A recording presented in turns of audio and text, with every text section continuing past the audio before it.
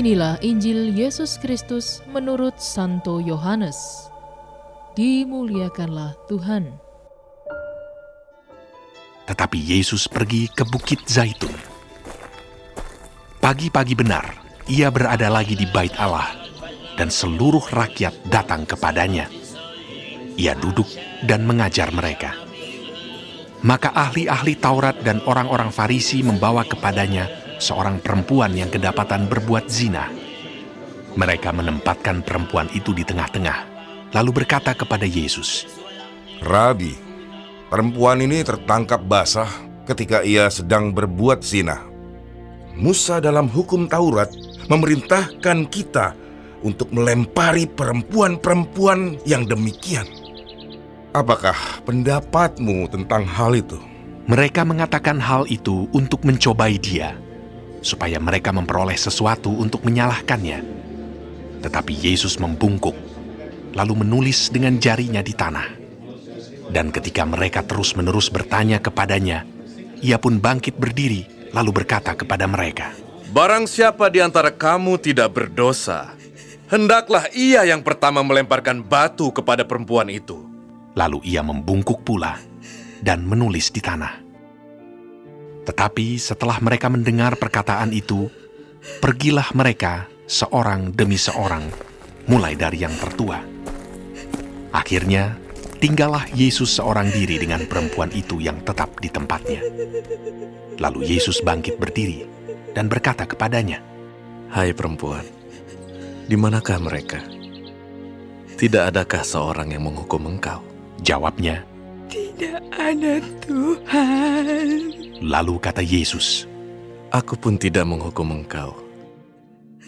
Pergilah, dan jangan berbuat dosa lagi mulai dari sekarang."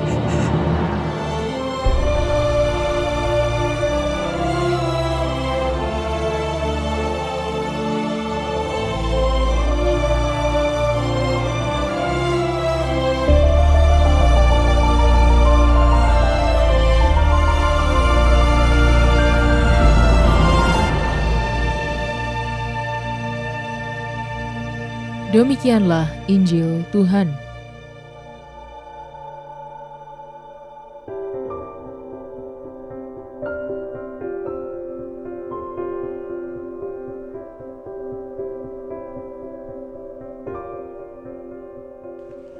Membebaskan kesombongan diri.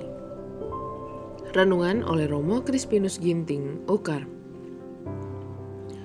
Sahabat Cafe Rohani melihat keburukan orang lain lebih mudah daripada keburukan diri sendiri. Itulah sebabnya ahli-ahli Taurat serta orang-orang Farisi begitu bersemangat untuk menghukum seorang perempuan yang ketahuan berzina.